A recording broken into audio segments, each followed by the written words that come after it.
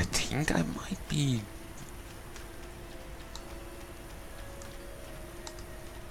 Why are the wolves and the Kikimores getting on? I call foul.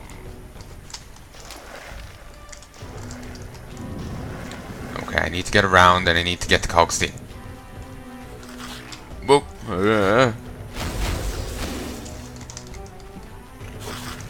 What was that?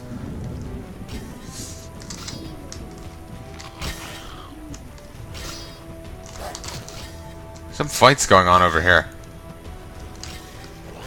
Ah, the Kikimores and the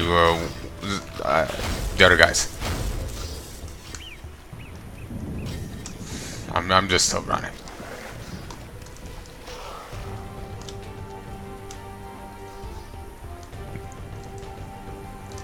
Okay. Hopefully they'll each back soon. Don't think there's any over here. I think this path is clear. Oh, yep, and they've leashed. Actually, there's a Kikimore warrior just the other side of the impenetrable barrier. You know, a couple of reeds.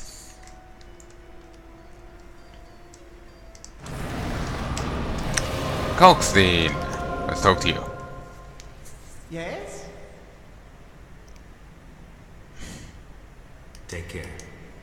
Okay, I have to do one... Cogstein. Annoyingly, I can't just go to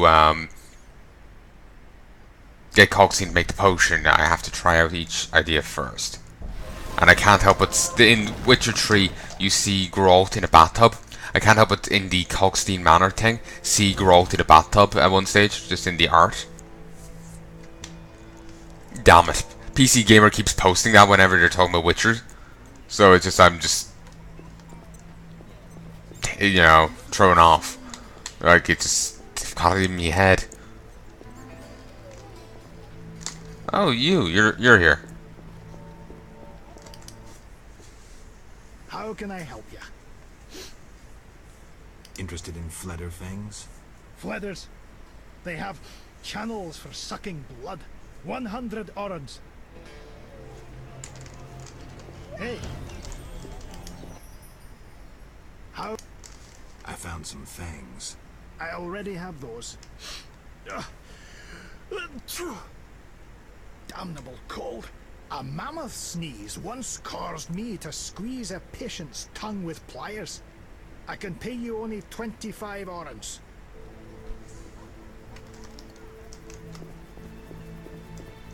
I gave him beast fangs and he gave me 50.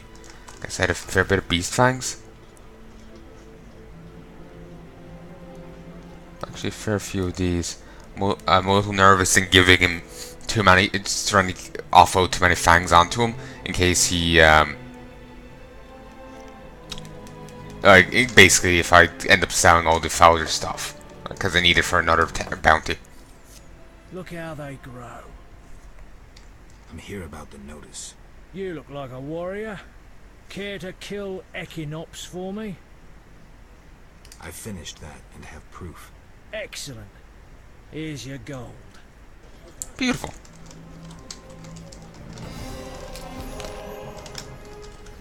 The Equinops contract is now done. So a bit of XP and a bit of gold. Oh, I think there's a bit of gold involved. Didn't actually see it pop up. May have been there, but I bloody hell didn't see it. Here's Carmen.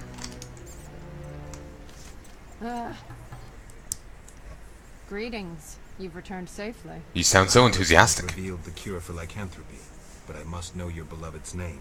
I'll not betray my man's identity. I'd rather he stay a werewolf. Let's hope your loyalty isn't his doom.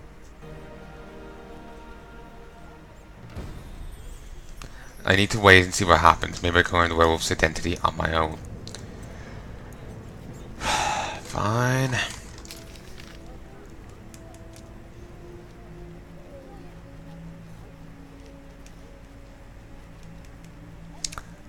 Okay, in that case, we need to...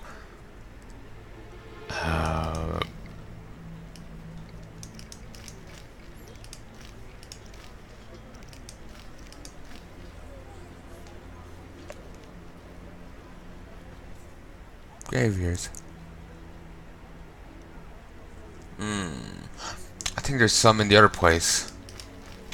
In the graveyard. Let's go do that. I'm nearly done. I played longer than I intended to. Got distracted listening to music and whatnot. You know, when I was having that naan bread. That sort of freaked out. Attic. Also, that is... Okay, those are for hanging. I was imagining being crucified with those... You know, those spikes going into your back. Ugh. Crucifixion was actually, you know, well, from what I knew, that didn't normally have nails involved. Crucifixion during Julius Caesar's day involved you being tied to planks. Julius Caesar once did that himself. Well, I'm not sure if he tied people himself to it, but he was once captured by pirates because he was misidentified. In Rome, sometimes generals would end up turning against Rome and marching on it. And in one case, he was actually friend with one of the generals who did so. But the general's troops didn't recognize Caesar and thought he was an ally of the guy that their boss hated. The reason why they marched on Rome.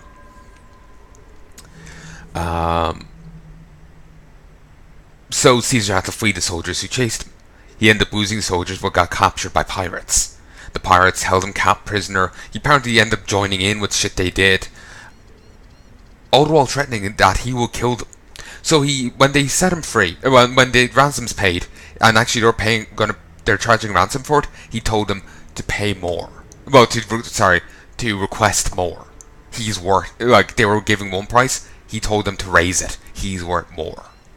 Which I know I love. And then he's freed, he musters an army, goes, captures the pirates, hands them over to the governor of Asia to be punished. When the governor of Asia is too slow to punish them, he breaks them out and crucifies them himself.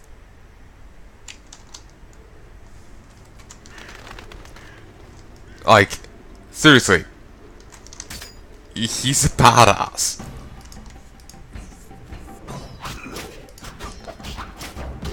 Like seriously. And just how he goes out just sounds like something out of, you know, and maybe not, like, kind of an... Whoa. Damn it, got the combo mixed up. It's kind of like out of an action movie of sorts. But then again, maybe I'm remembering the play version rather than the historical version. But he goes in and the assassins attack him, and he's apparently reasonably well defending himself from like 12 guys. Like, seriously, one guy versus 12, and in their history books they emphasized that he wasn't a like big, bulky guy. He wasn't Mark Antony, who was built like a boxer. In fact, these conspirators had to make sure to keep Mark Antony out of it, because he could apparently have really turned the tides in the fight. Mark Antony, I'm just imagining him a big hulking man, just grabs one guy's head, another guy's head, and just smashes them together, breaking skulls. That's how I imagine him, but probably not quite that, you know, hulkish. But he, oh,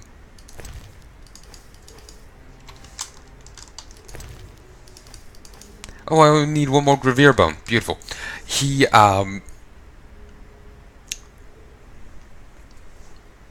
he's capably defending himself well enough, and oh yeah, my history lessons emphasize that he wasn't a big bulky guy. He wasn't like built for, you know, fighting or physical labor, but he still participated in it, and he even had seizures as a side point. And despite all that, the fact he participated in it earned his men's loyalty as a part of it. He also paid them well. He dined with them, that kind of thing. Like, all this stuff earned his men's loyalty. But anyway, like, he's reasonably well defending himself from like 12 guys with knives. I don't know what weapon he had. He must have had something. And then he sees his son among them. You know, the Brutus in Et tu, Brutus? Sees him, and then starts succumbing to the attacks. If I'm not misremembering, I hope I'm not thinking of the play and getting it confused with the historical thing. Because I remember we did learn the historical thing and with references to the play because of how it differed from the historical thing. So now I'm wondering, am I remembering the play instead of the historical thing? Fuck it. Because I'm now feeling embarrassed. I can feel my cheeks heating up here. You know one thing I hate? When people say hotting up. It's fucking irritating.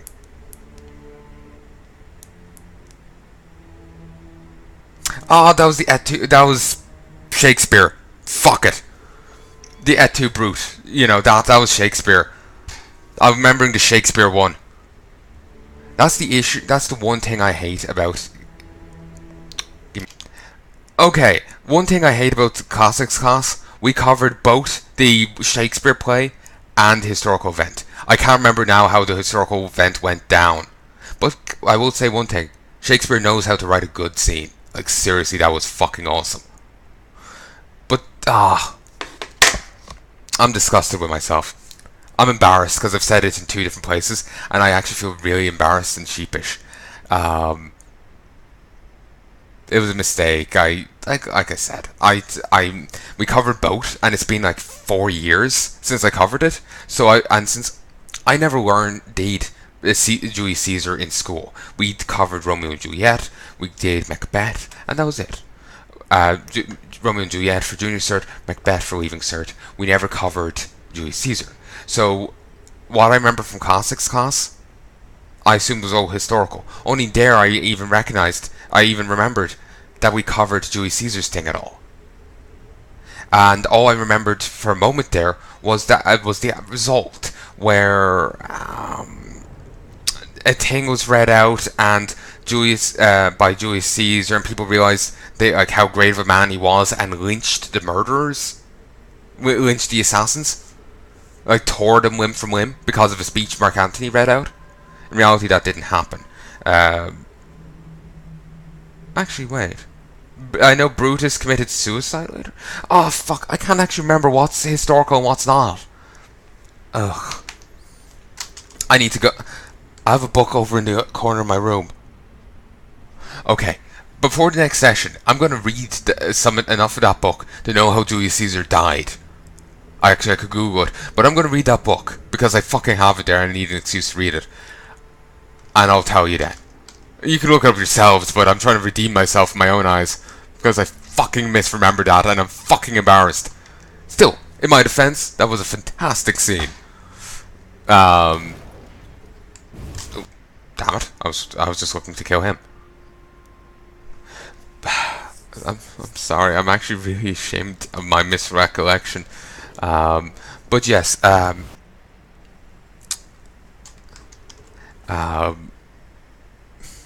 Sorry, I'm actually almost feel nauseous because I'm so damn embarrassed of it. I don't like making mistakes. I feel really bad when I make one. It's an issue I need to get over. But it's one thing to not like making mistakes, but I feel I kind of overdo the feeling, you know. But I'll kill that bloke in a sec. Can I be honest? The head makes me think of like some demonic baby with horrendous varicose veins. Christ, and I thought my toenails were bad. But yeah, I do apologize for misrecollection. I'm just feeling so embarrassed.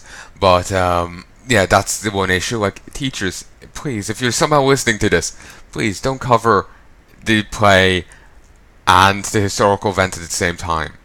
There's certainly a value to it, and it is fucking interesting. But when someone looks back on it, they'll confuse one for the other. You may want to make sure you hammer home that, you know, that one's the play and one's the historical event. You know, go over it a good few times. Try and hammer the differences home. Because we only said it once and moved on. And I've completely misremembered it. I remembered the Shakespeare version as the historical. And I've completely forgotten the historical. I remember the historical for Cicero. I'll redeem myself in my eyes by saying this. Cicero became an enemy of Mark Antony. Cicero thought Mark Antony was trying to become emperor, and Cicero wanted to maintain the republic. So he strove to stop Mark Antony. He wrote Philippics upon Philippics. Philippics means against Philip, but it now means heated tirade. The original Philippics was wrote against a King Philip of like Macedonia or something.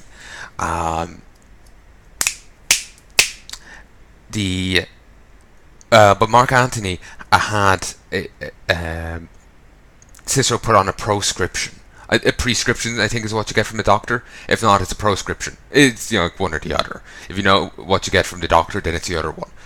I think it's a proscription. Had Cicero put on a proscription, basically a hit list, and the future emperor, who Cicero's actually had helped out, didn't really like it and wanted Cicero to be taken off it.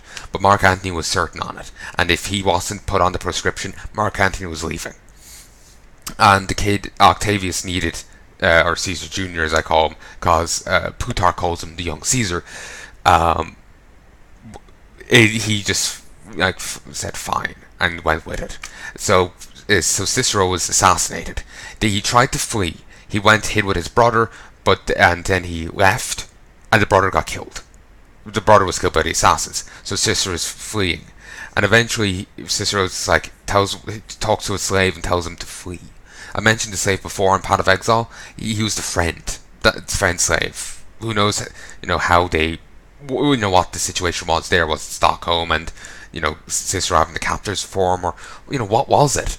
But apparently they at least claimed they got on, but if they had, any of those issues, they wouldn't be the best of judges, So it's impossible to know for certain.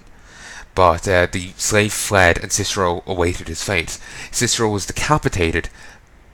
No, he wasn't he might have been decapitated, but what's relevant was his tongue was cut out and his hands were cut off. Now there's in Rome there's a park or something called there's the Forum, and there's just a stand you can step up on and you can proclaim whatever you want. And people do this. So Mark Antony had Cicero's hands and tongue nailed above this stand. So people would know that Cicero died because of what he said and because of what he wrote. Beware. Watch yourself. So yeah, the initial triumvirate worked out, used their individual influences to work outside the law. Well, or sorry, not work outside the law, but to get the Senate won't do this for me, I'll get my friend to do it for me. Use his sway to get the job done. So I presume the second triumvirate must have done must have worked similarly. Especially considering when we learned about it, they were using terms that, Cicero, that the Crassus's role was taken by Lepidus and stuff like this. That kind of thing. Interesting, Lepidus, his father was actually a rebel. Funnily enough, Lepidus was still important enough to be part of the second triumvirate. My classics teacher knew nothing about that. I just pointed it out to him. He looked it up on Wikipedia, and he was surprised as I was. Because, normally when someone's father's a rebel, they lose everything. But yeah, sorry for the impromptu history lesson. I just felt I had to redeem myself after completely botching that. I didn't remember that was from the Shakespeare version. I thought that was the historical version. Because there's some historical tales that are fucking badass. Fucking badass. Mountain Blade, the Twitter account, I'm hoping they're accurate. They're talking about the Vikings when they're invading England. Some messenger rides up to one of them and tells the right hand man of him to betray the king, and he would get a ton of land and whatnot. To betray the Viking king. This is a messenger from the English king. And the guy says, alright, so what will the Viking king win from this war? And the messenger responds, because he's taller than the average man, he'll get 7 feet of English soil to be buried in. And then he rides off. The Viking king asks, I can't remember the name, but the Viking leader asks, who was that? Who dared threaten him to his face? His right-hand man responds, that was my brother, the English king. The Viking king's right-hand man was exiled. Was some exiled English guy. So, yeah, the English king rode up personally and unarmed, alone, to the Viking king to flop his dick out and slap him around the face with it, just to show how big balls he had. He didn't actually do that, I'm exaggerating. But it's just history's full of